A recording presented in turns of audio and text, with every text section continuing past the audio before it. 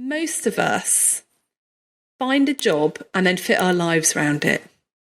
Yeah. Actually, it should be the other way around. We should design our life and then fit our careers around it. And it doesn't mean not having a good career, not at all.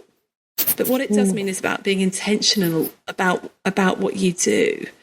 And doing this at any point is good, but I would say it's really good to do this before you burn out. Yeah. But if you are feeling stressed and burnt out, then do it now. Do it now before it's too late.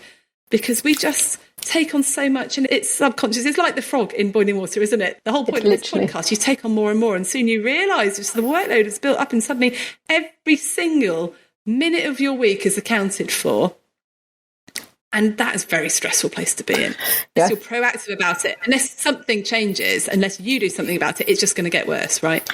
So this week, we've got part 2 of the conversation with Dr Katya Miles, all about what to do after burnout, how to go back to work, and how to plan your working week. Now, have you ever taken the time to work out exactly what you want your week to look like? How you want to spend your life? And how will you design your life so that you can thrive, not just survive another week of overwhelm and stress? Most of us, with the very best intentions, end up with diaries that are chock-a-block and days that are too full of back-to-back surgeries, meetings, and social engagements. Now, if you've ever been off sick with burnout or stress, or even if you've been very close to it, you'll know how important it is to be intentional about the way you spend your time, both in and out of work, to look after yourself, so that you can best serve your patients, colleagues, friends and family, and be in it for the long haul. So I'm really pleased to share part 2 of the conversation I recorded with Dr Katya Miles, who's a GP and a career coach. In this half of our conversation, we get a little bit philosophical about life, and we explore how to plan a life in which you'll thrive and talk about how to make it happen.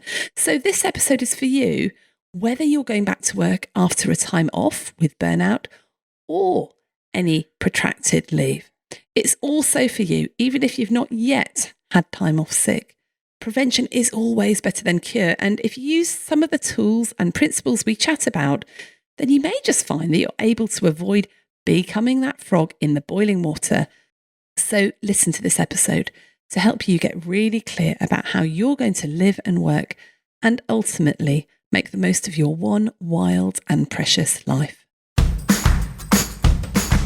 Welcome to You Are Not a Frog, the podcast for doctors and busy professionals in healthcare and other high-stress jobs who want to beat burnout and work happier. I'm Dr Rachel Morris, a former GP, now working as a coach, speaker and specialist in resilience at work. Like frogs in a pan of slowly boiling water, many of us have found that exhaustion and stress are slowly becoming the norm. But you are not a frog. You don't have to choose between burning out or getting out. In this podcast, I'll be talking to friends, colleagues and experts, all who have an interesting take on this, and inviting you to make a deliberate choice about how you will live and work. Are you a leader in health and social care with a busy day job who's worried about the level of stress and burnout in your team and wants to get a resilient, thriving and happy team, but without burning out yourself?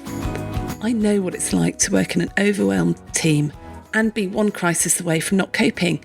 During my coach training, I came across a set of resilience and productivity principles and tools based on coaching and neuroscience, which I wish I'd known about 20 years ago when I first qualified as a doctor. I've put them together to form the Shapes Toolkit, a program for leaders and their teams who want to feel calmer, beat stress and work happier. We've been teaching the Shapes Toolkit course face-to-face and online to doctors and other healthcare teams around the country, and it's made a huge difference to the way people approach their lives and their work. We wanted to make this training and the Shapes resources available to busy leaders who may not have time to attend a day-long course, but still want to learn how to use the Shapes tools with their teams.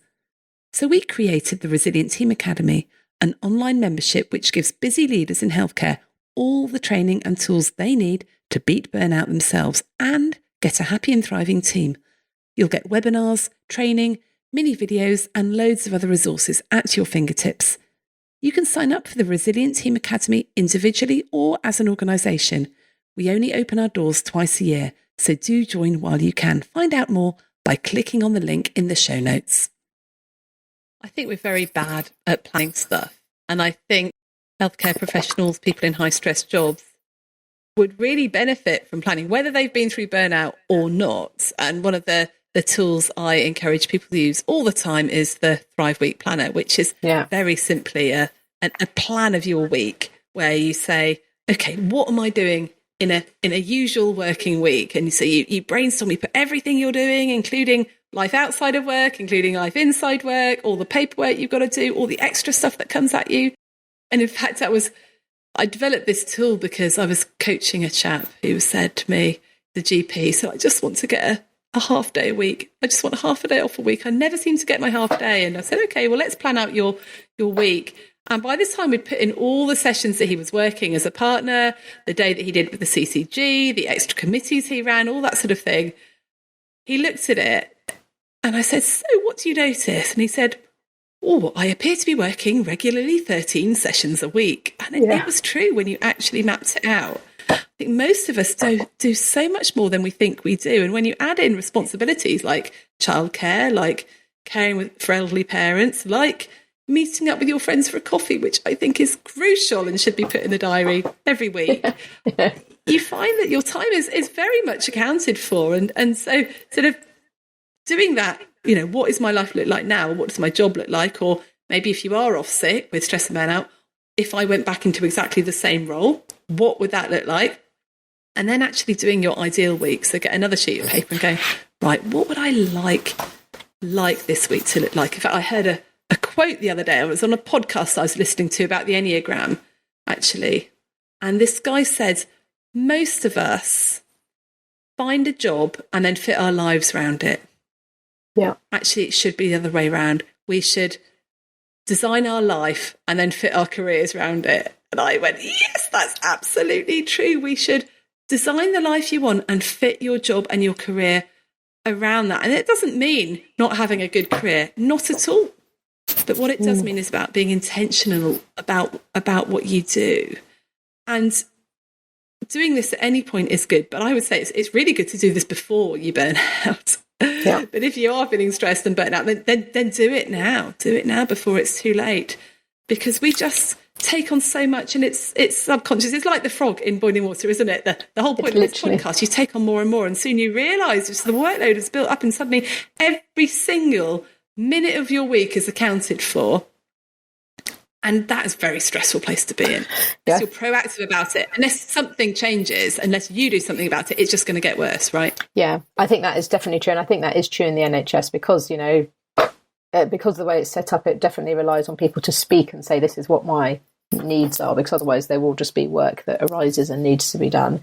And in some ways, you could argue that coming back to work is a great opportunity because you could say, okay, I've been away. This is a natural place to have a little bit of a think about what would fit going back to work. Now I'm going back to work. May have other commitments. It might be children. It might be a chronic health condition that you've had and you're coming back to work with your chronic health condition. You might have other commitments for academic or military purposes or whatever your reason.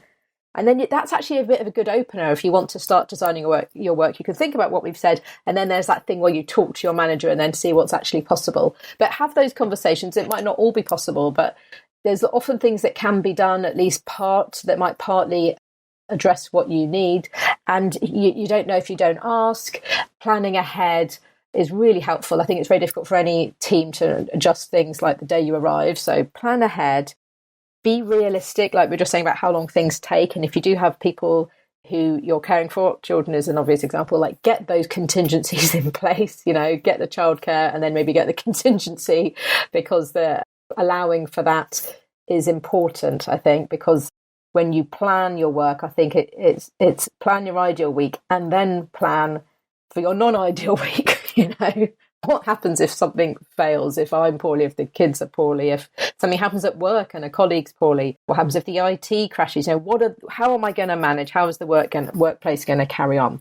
And the more you can do with that contingency planning, the better, I think, because, and again, keep it simple. It doesn't have to be very complicated. It might just be I've got a friend who can pick the kids up in extremis, or it might be that I get someone's phone number if I'm having a Zoom meeting with them, and then if the Zoom crashes, I can pick them up the telephone. It doesn't have to be complex, just like you're saying about simplicity. But I do think thinking those things through being practical, planning, and then speaking. Sometimes I actually invite people who feel a bit unsettled about this, especially coming back to work. I invite them to write a script. Would you like to write it down and practice in front of a mirror?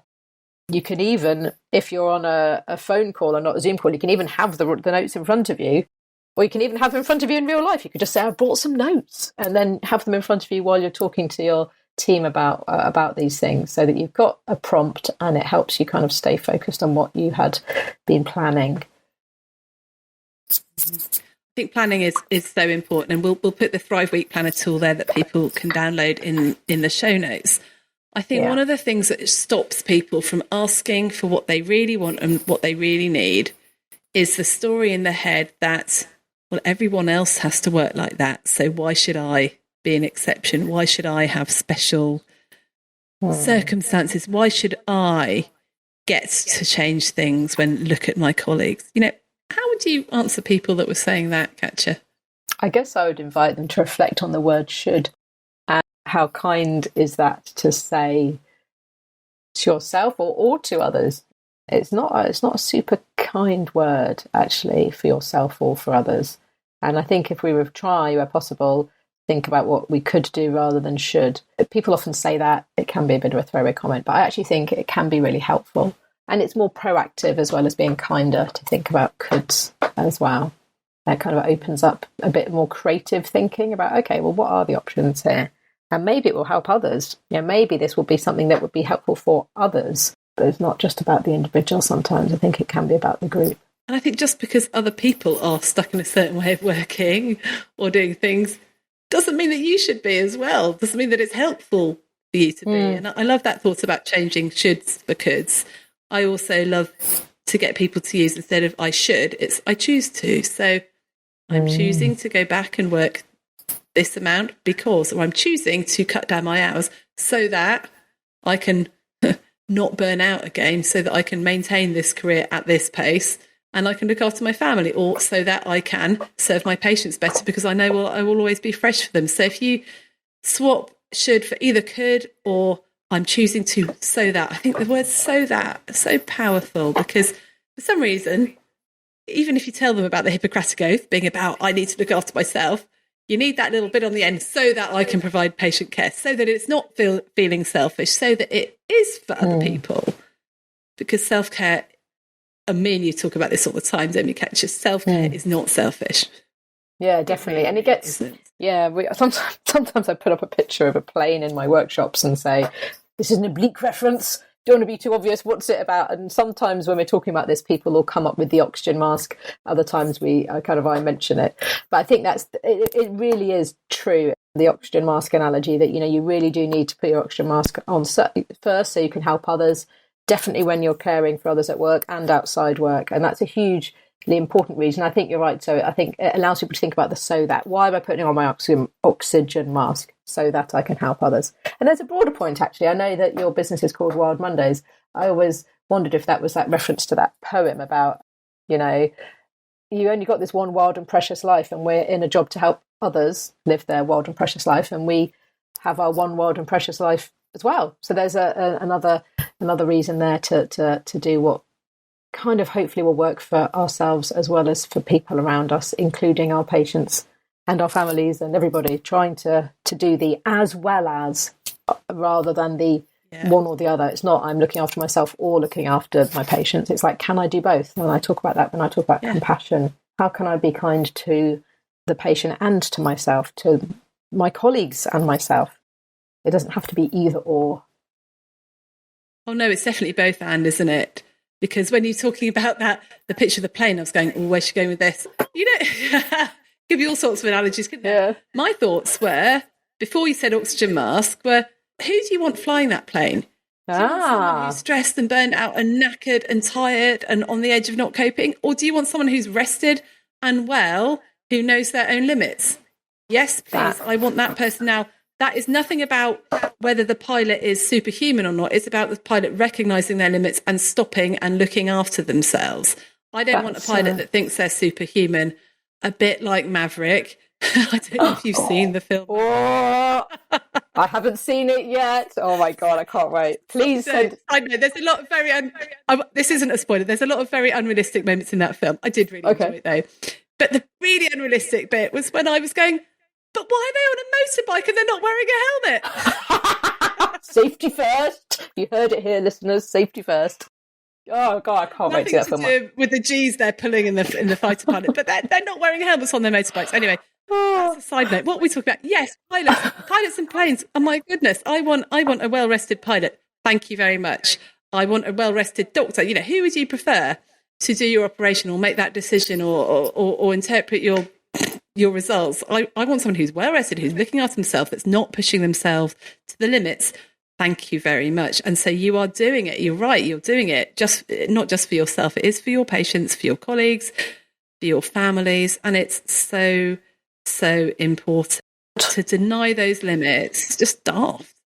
Yeah, you talk about medicine. It is actually a safety critical job. We don't often, I don't know about you, but I didn't really think about this when I was a medical student, that medicine is safety critical. Not every minute of it, but there are parts of being a doctor that are safety critical. There's parts of being a pilot. There's parts of being a bus driver. You're driving a lot of people around on a bus. There's lots of jobs actually with a safety critical element. If you're an electrician, you want to make sure you don't cause an electric shock. So actually lots of jobs have an element which is safety critical. And in any of those jobs, it is important that we, exactly what you said, we're well rested so we can perform and do things to a competent level. So there's a practical reason as well to look after ourselves. Yeah, and I think an example would be driving down the motorway. They have even got those road signs, haven't you, that says tiredness kills, take a break. And that's because driving a car is safety critical and you do need to take a break to sustain your concentration in order to not crash. And I think that analogy holds for lots of other safety critical work, especially over the long term, as we're talking about. Yeah, totally. And so I guess this whole return to work thing, it's not just a threat. So you do these SWOT analysis, strengths, weaknesses, opportunities and threats. There's not just a threat of will I burn out again or will I get ill again, but actually there's a massive opportunity in this. And how do I reset my expectations, other people's expectations, my whole working life so that I am going to be the best doctor, mother, partner, whatever your job, whatever your role in life is. Because actually other people rely on it. Yeah, I really agree with that, actually. And that's one reason why I've written this Love Your Return to Work course, because I really think that's important. And I think using it as an opportunity, and that requires a bit of space. But one thing you often get when you're off work is a little bit of space. You might not be feeling well if you're on sick leave. You might be busy if you have a baby, but you have at least you're in a different headspace. And actually that can be an opportunity as well. Use that opportunity, have a little think, come on a course if that is the right thing for you, talk to occupational health GP, whatever you need, but do a bit of reflection and planning before so that you can make the most of this opportunity. It is a huge natural transition point, and that can bring with it great positive change if you take the opportunity it provides. Sometimes it takes a bit of courage because it can feel a bit unsettling, but that's okay too. And just whatever you do, don't just blindly stumble back into exactly the way you were doing things before.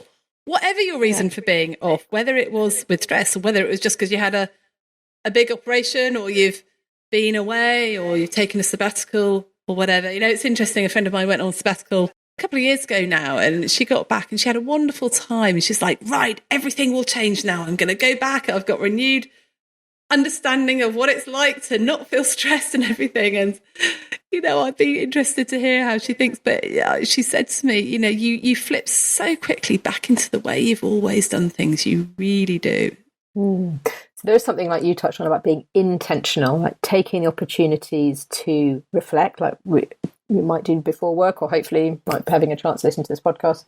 And then there's something about building that into your routine so that you don't do that thing where you slip back in because you're so busy and everything's taken up. So I wrote a recent newsletter on this about just having and it's always time. So can I do a 3-minute, a 5-minute morning practice? So I've started to do that where I just literally take 3 deep breaths. I do 1 or 2 yoga poses or stretches, and I just try and set my intentions for the day. I don't always manage it.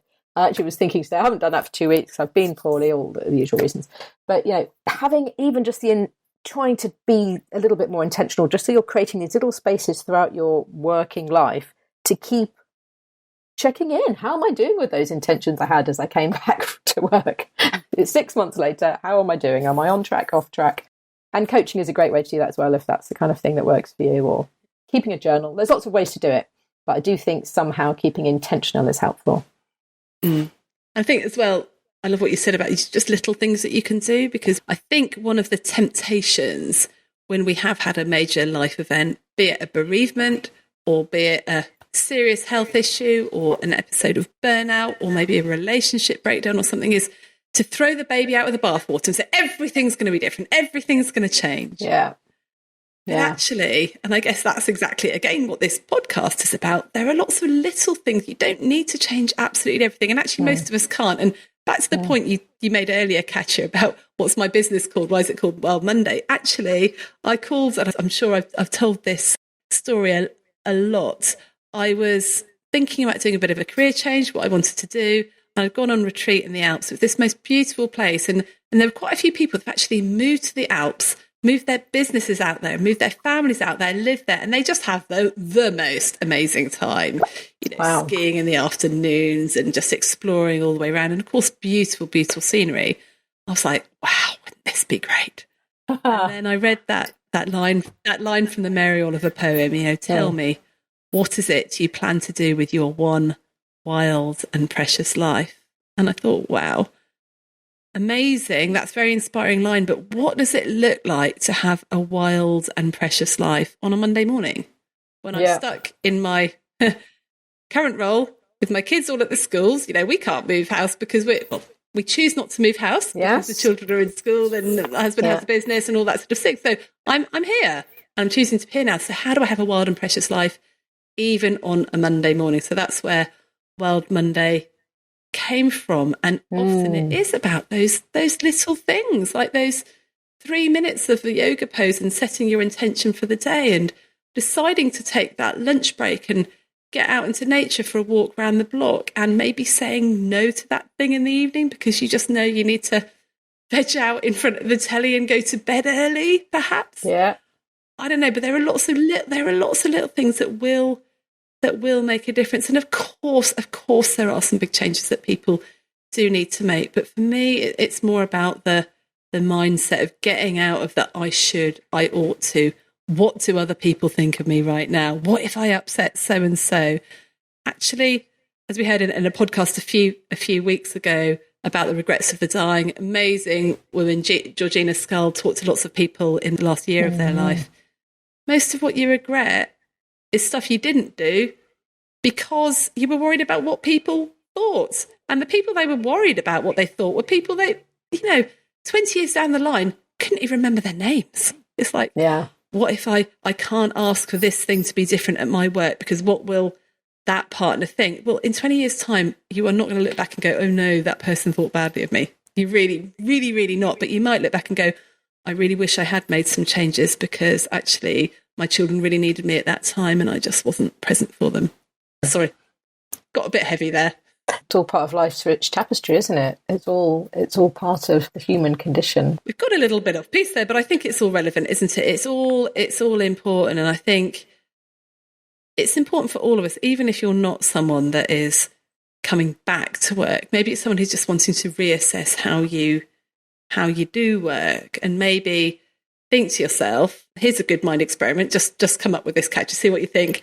Imagine if I had 6 months off to do whatever, what would I do differently when I got back? Yeah, I was just thinking that. Yeah, so you could still you could still have that process. You could just take a week off for some holiday and just think, okay, well, I'm coming back after a week. I've had a little bit of headspace.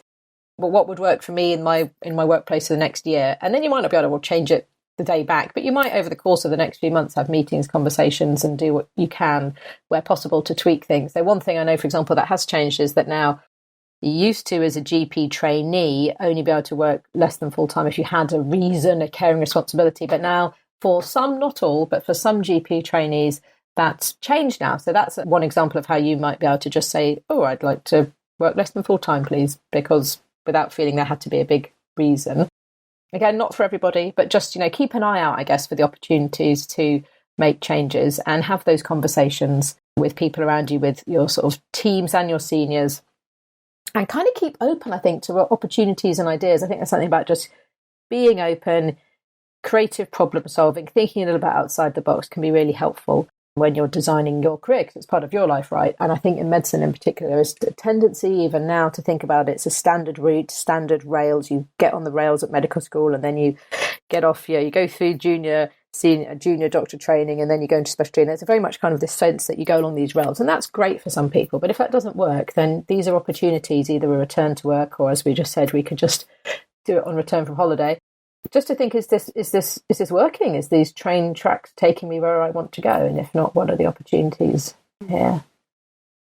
Interesting, Katya, because I'm not sure those train tracks do work for anybody. I know very few doctors that are like, I'm really comfortable with the fact my career's just gone like that and I'm working like this. I think everybody will benefit from just reevaluating what you want, even if it's just to go, how's my working week looking?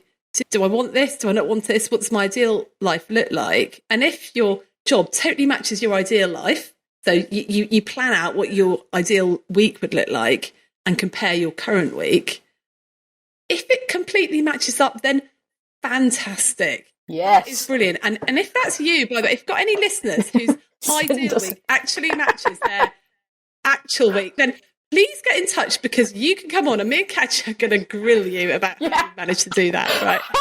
I was about to say, send us an email. Tell us how it feels and how you did it. Literally, bottle that. Whatever you've done, bottle it. Write a book and you'll be New York Times bestseller, I tell you, right? Because most people are like, oh no, it's just gone off the rails a bit, because if you don't design your life, someone else will, and you'll just end up going and doing exactly what other people want and bending to the women, and other people will always want you to work more than you can work. They just will. So take that in hand and do it yourself. So, and I try and do this exercise, actually, this planning exercise, the ideal week, the thrive week. What does a thriving week look like? What's my actual week look like? I do it quite often, maybe once every 6 months, just to check, because things slip, and also things change, because we've talked about people coming up with maternity leave. It's very, very different having tiny children at home to having teenagers at home, for example. You can cope with very many different things at work. With tiny children, you're just knackered the whole time. You're not getting any sleep, blah, blah, blah. Yeah. Teenagers is a completely different kettle of fish. You get a lot more freedom, but they're not in some weird way. So, life changes. You've got to go with that, and you've got to look at what you need in the different stages of life from work as well. Yeah, it's dynamic, right? The human condition, our lives are changing, things are evolving.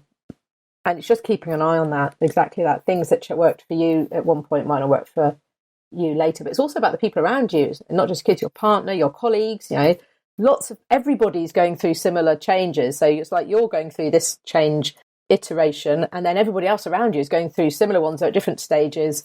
So it's sort of the context in which you fit and work and live is shifting as well. And that's why I think we were just saying these touch points of having a check-in is really helpful, because otherwise how can you keep track of what's going on and what used to fit and what doesn't fit now? An obvious example is, Zoom about 5 years ago. None of us have ever heard of it. And now we're all totally up to speed on it because of changes. And it brings strengths and weaknesses. It's an opportunity in some ways and it's a challenge in others. So just checking in is really helpful. But it takes discipline. Really said people are at different stages of their journey. And I think this is the danger of comparison. It's a danger of saying, well, they're coping with this, I should be able to do this. Or look at that person in that leadership role doing that wonderful thing there, and I can barely get out the door without snot down my shoulder. Because I remember, when I first started as a salaried GP and then I had 3 children all quite close together, and you'd be comparing yourself to someone who had teenage children and a full-time wife at home. Why can't I achieve as much as they do? Why do you think you don't have a wife at home? They do. Also, their children at different ages. Or you're comparing yourself with a senior partner whose kids have all left home and they can go off on lovely holidays where they just literally lie on a deck chair and don't have to do any childcare. It's so different. So just comparing yourself to anybody is just daft. It is tricky. Yeah, and I really agree with that. And I think I know people from work and elsewhere who've really struggled to have families, and it's not so much their challenge with time constraints, but they have other real sort of aches that they carry around in their heart, real losses and griefs, and those things can be really difficult. So again, comparing yourself to somebody who hasn't had a bereavement recently, or hasn't just tried, had a fertility struggle, or lots of different things that I think we don't always know that about. That's that whole thing, isn't it? Don't compare your insides to other people's outsides.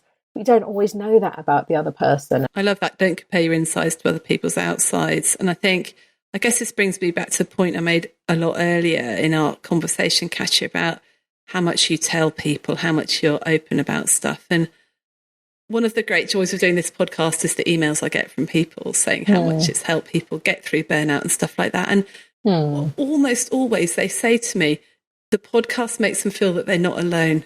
Yeah. Because there's people sharing their stories of how this happened to them. And I would just encourage people to share, to tell people what you've been going through, because you might not know it at the time, but that very quiet person that never seems to be ruffled by anything might be going through an awful time, but they're not saying anything. And just hearing you say, you know what, I've been off with stress, I found things really difficult, or I've had this happen to me, or I've had that happen to me, just normalizes it. It makes them feel, oh, crumbs, well, if that happened to her, then maybe it's okay that it's happening to me. Maybe I'm not alone. And I think feeling that you're not alone almost can be, well, it's part of the cure, isn't it?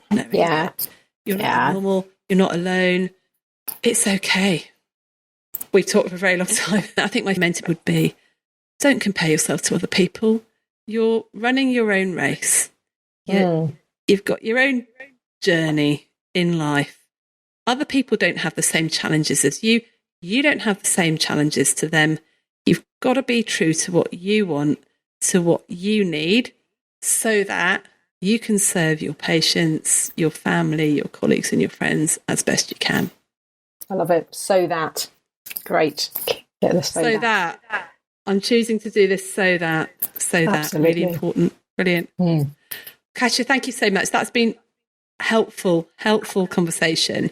If people want to get in touch with you, find out more about your work. So the best way is to go to workingwelldoctor.com, where you can get links to everything. So you can just go to the website or drop me an email. So it's workingwelldoctor.com and theworkingwellexperience@gmail.com. Great. Thank you so much. We'll have you back soon to explore all this more, I think, 'cause there's plenty more to talk about. Absolutely. Thanks so much for having me. I really enjoyed it. Thanks, Ben. Bye. Bye. Thanks for listening. If you've enjoyed this episode, then please share it with your friends and colleagues. Please subscribe to my You Are Not a Frog email list and subscribe to the podcast. And if you have enjoyed it, then please leave me a rating wherever you listen to your podcasts. So keep well, everyone. You're doing a great job. You got this.